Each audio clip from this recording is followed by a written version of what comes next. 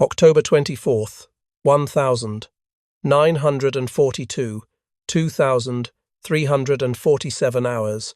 Lunga Point, Guadalcanal. The sound you need to understand first is not the gunfire. It's the metallic whisper of a belt-fed ammunition system, the specific chick-chick-chick of 30 to 06 Springfield rounds sliding through the feed tray of an M1919A4 Browning machine gun. In the absolute darkness of the South Pacific night, that sound is the difference between living and dying. Sergeant John Basilone's fingers move across the belt. Not looking, just feeling. Each cartridge seated correctly. Each link intact. 250 rounds in this belt. He has 17 more belts stacked in ammo cans behind him, each one packed at the Lake City Arsenal in Missouri by women whose names he will never know. The fabric belt is still dry. It won't stay that way. The gun itself weighs 31 pounds. Without the tripod, without the water in the cooling jacket, without the 4,000 rounds of ammunition he's already distributed between his two guns. Basilone can smell the cosmoline preservative grease, mixing with the thick, rotting vegetation stench of the jungle 25 yards in front of him. That jungle is moving. Not wind. Not animals. 3,000 men.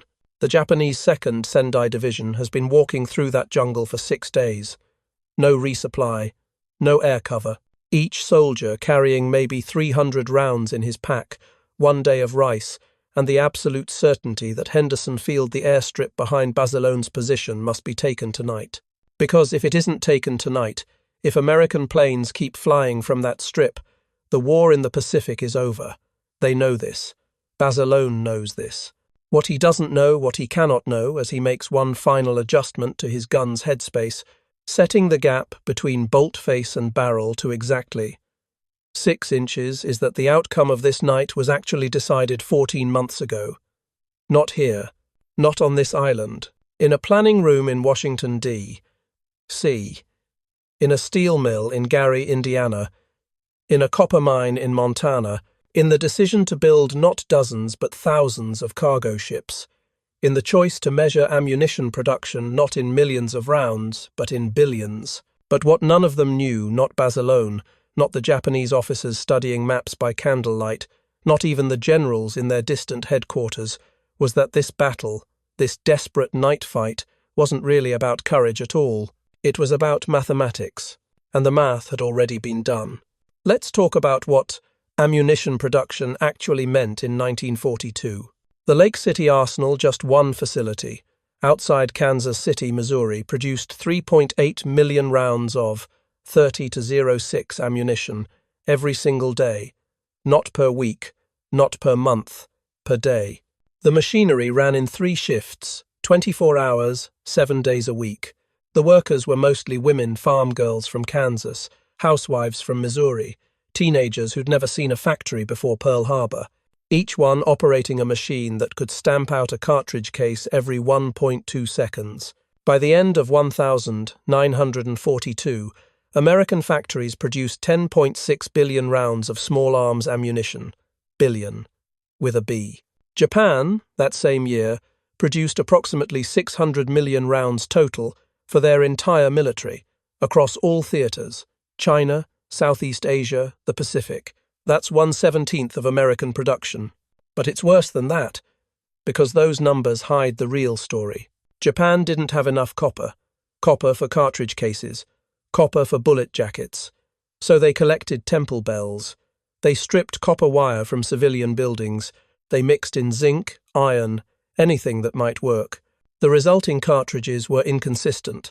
Some fired, some didn't. Some jammed in the weapons chamber. Japanese armorers learned to test-fire random samples from each batch because they couldn't trust their own ammunition. Meanwhile, in America, copper was so abundant that it became a storage problem.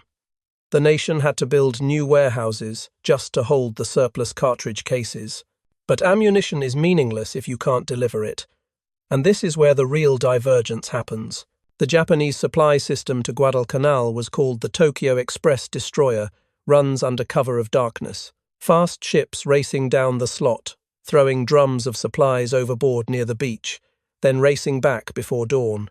The Japanese soldiers would swim out sometimes half a mile to retrieve drums that may or may not have reached the shore, may or may not have stayed waterproof. A single destroyer run could deliver maybe 15 tons of supplies. Maybe. The American supply system was different.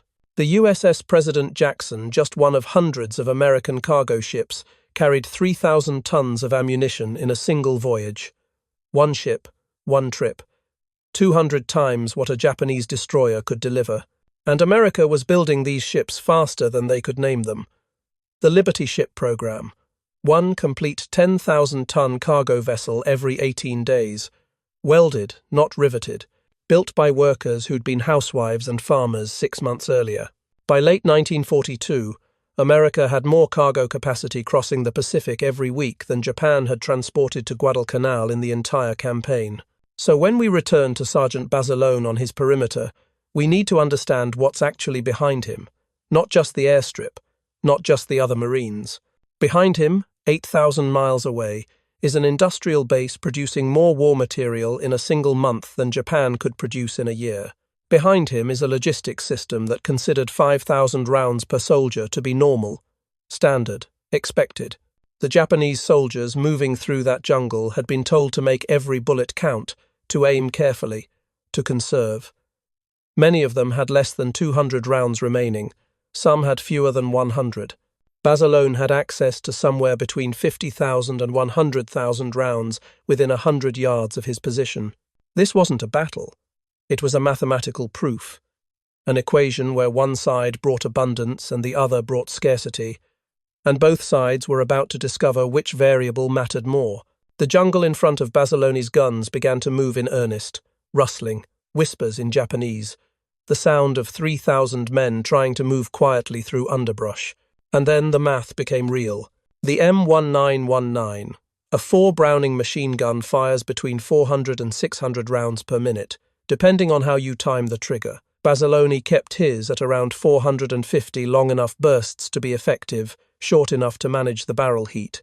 At that rate, a 250-round belt lasts approximately 33 seconds.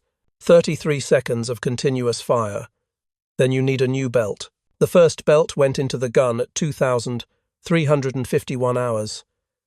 Basilone saw movement at 25 yards, shadows separating from shadows. He pressed the butterfly trigger.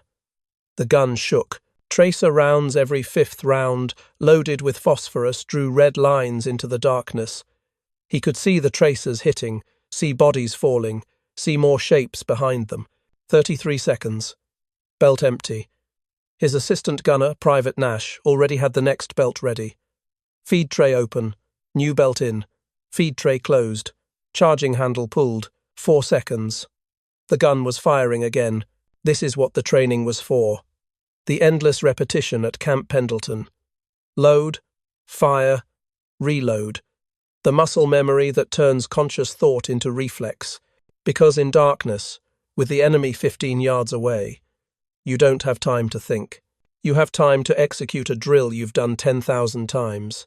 But here's what the training didn't prepare him for. The heat. After 200 rounds, the barrel of an M1919 reaches approximately 500 degrees Fahrenheit. After 400 rounds, you can see it glowing in the dark, a dull red that turns cherry red if you keep firing. The water jacket helps, but water boils at 212 degrees. The water in Basilone's gun was boiling, steam venting from the overflow tube. The barrel had to be changed. Barrel change drill. Unlock the barrel retaining latch. Pull the boiling hot barrel out of the receiver. Drop it. Install the spare barrel. Lock. Resume firing. The manual says this takes 6 seconds. Basilone did it in the dark, with Japanese soldiers close enough to hear them breathing, with his hands already blistered from the previous barrel change. He wrapped his hands in his uniform shirt. The fabric started smoking immediately. The barrel came out. The new barrel went in. The gun was firing again. 5 belts gone. That's 1,250 rounds in less than 3 minutes. In the Japanese lines, if you could call them lines, more like a mass of men compressed by jungle terrain into a killing corridor, Private Yamamoto was discovering what American firepower actually meant. He'd fought in China, Mukden, Nanking. He'd seen Chinese troops run out of ammunition after 20 minutes of fighting, sometimes after 10 minutes. This was normal. This was how war worked. You attacked. The enemy fired until their ammunition was exhausted. Then you overran them. But the Americans weren't stopping. Yamamoto had 47 rounds left in his Arisaka rifle. He'd started the day with 120. The rest had been fired over the past 6 days at American planes, at suspected positions, at sounds in the jungle. 47 rounds. He was rationing them. 5 rounds for this attack. Maybe 10 if it was desperate. He had to save some for tomorrow. For the day after. The American machine gun in front of him had been firing for 7 minutes straight. 7 minutes. That was impossible. That gun had fired more rounds than his entire platoon had remaining, and it wasn't slowing down. It wasn't stopping to conserve ammunition. It was just continuous. Like a river. Like something with no bottom. The man next to him, Lance Corporal Sato, was hit. Then the man next to Sato. The bodies were creating a wall. Men were crawling over the bodies. More men were falling. The gun kept firing. And then Yamamoto understood something that changed how he saw the war. The Americans weren't trying to kill every Japanese soldier with precision fire. They were creating a wall of bullets. A physical barrier made of lead moving at 2,800 feet per second. It didn't matter if individual bullets missed. There were so many bullets that the air itself became lethal. He tried to move forward. The man in front of him collapsed. He tried to move right. The gun traversed smooth, mechanical, unhurried. He went to ground, pressed his face into the mud. The sound of bullets hitting trees, hitting dirt, hitting men was continuous, unending. This was the moment. The precise psychological instant when courage becomes irrelevant. Because courage is the will to face danger. But you can't face a wall. You can't courage your way through 10,000 bullets. Math defeats will. Yamamoto began crawling backward. Captain Yoshimura, 300 yards behind the main assault, was having a different revelation. He was an experienced officer, promoted through the ranks in China, where Japanese forces had swept through numerically superior Chinese armies with ease. The secret had been simple. Japanese soldiers were better trained, better disciplined, and most importantly better supplied than their opponents. But Guadalcanal had inverted the equation. His men were starving. They were sick. They were down to handfuls of ammunition. And the Americans were firing like they had factories behind them. Because they did. Yoshimura could hear it now. Not just Basilone's gun. Multiple machine guns. Mortars starting to fire. The Americans were calling in their own artillery on positions barely 50 yards from their own lines.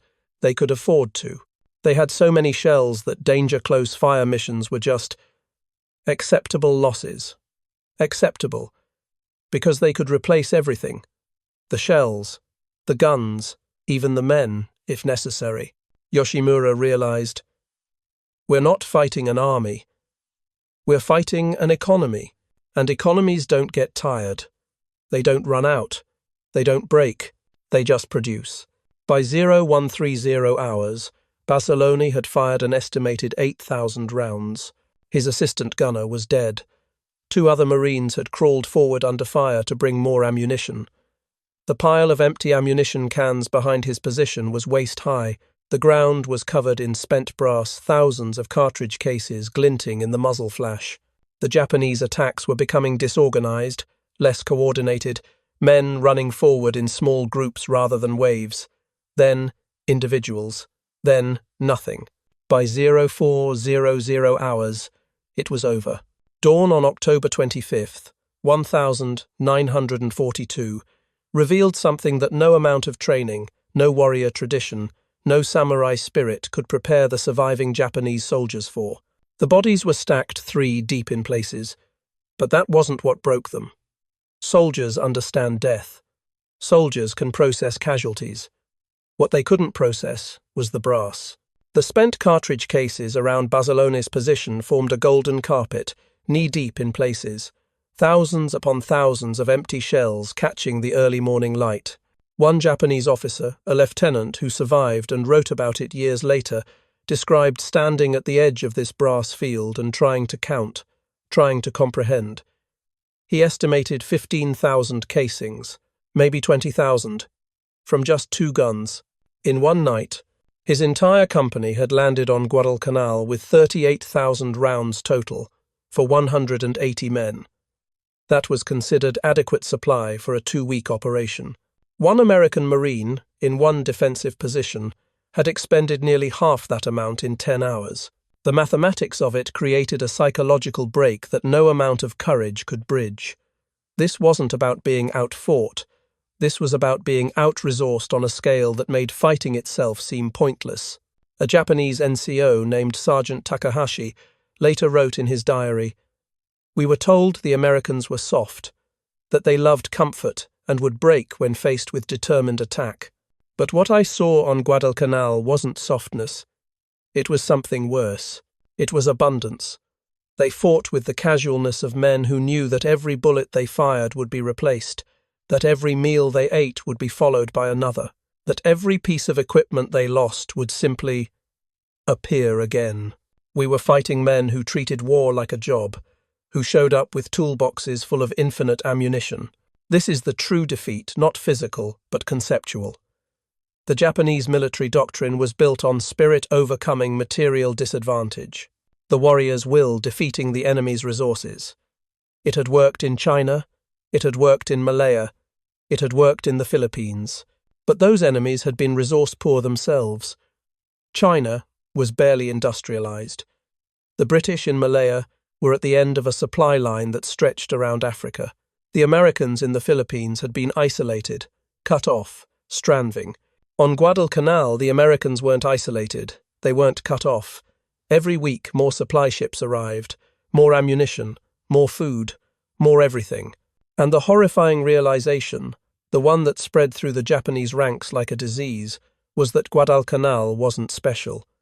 This wasn't the Americans scraping together resources for one crucial battle. This was just normal, standard, how they fought everywhere. Captain Yoshimura, watching his survivors stumble back into the jungle at dawn, did the math. The 2nd Sendai Division had landed on Guadalcanal with approximately 2 million rounds of rifle and machine gun ammunition for 12,000 men. That was the result of months of logistical planning, of carefully rationed supplies, of prioritizing this operation above others. Basilone alone had fired 0.75% of that entire divisional allocation. In a single night, at a single position. If the Americans could do that everywhere, and clearly they could, then the math wasn't just unfavorable, it was impossible. You can ask soldiers to be brave, you can ask them to die, you can ask them to charge machine guns and throw themselves at fortified positions, but you cannot ask them to believe in a lie. And the lie was this, that spirit conquers material. That will defeats wealth. That courage is enough. It isn't. It never was. The war didn't end on Guadalcanal, but it was decided there. Not by John Basilone's courage, though that was real and extraordinary. It was decided by the industrial capacity that put 15,000 rounds within his reach, by the logistics system that delivered those rounds across 8,000 miles of ocean, by the economy that could produce that ammunition as an afterthought, a rounding error in the monthly production figures. The Japanese soldiers who survived that night and made it back to their lines carried with them a knowledge more destructive than any bullet, that they were fighting an enemy who could simply afford to win, who had so much material abundance that individual heroism became irrelevant, swallowed by statistics. And once you understand that, once you truly internalize that you're not fighting soldiers but fighting production capacity, courage becomes a kind of suicide, brave, perhaps, honorable, maybe, but ultimately meaningless. The math had spoken. And math doesn't care about honor. John Basilone received the Medal of Honor for his actions that night. He deserved it. Every piece of it. The citation reads, "For extraordinary heroism and conspicuous gallantry in action against enemy Japanese forces, above and beyond the call of duty." It's all true. But here's the truth that doesn't fit on a medal citation. Behind Basilone, invisible but absolutely present, were 18 million American workers in war production facilities. Behind him were the 2,710 Liberty ships that would be built by war's end. Behind him was a railroad system moving 97% of war materials across a continent. Behind him were the copper mines in Montana, the steel mills in Pennsylvania, the rubber plantations the Allies had seized in Southeast Asia, the oil fields in Texas pumping 1.5 million barrels per day. Behind him was an economy with a GDP of $1,350 billion, fighting an economy with a GDP of $200 billion. The outcome wasn't in doubt. It was in the spreadsheets. Japan made one crucial miscalculation at Pearl Harbor. They assumed that destroying ships would demoralize America, that a sharp shock would bring negotiation. What they failed to understand was that America didn't just have ships, it had shipyards. It didn't just have planes, it had assembly lines that could produce planes faster than Japan could train pilots.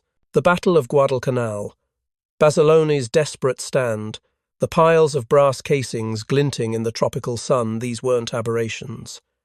This was American warfare at standard operating capacity, not maximum effort, not emergency production, just normal.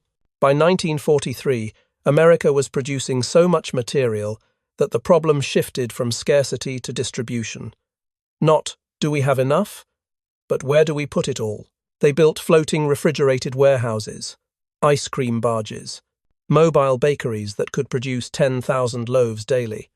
The military complained about too much cargo clogging the ports.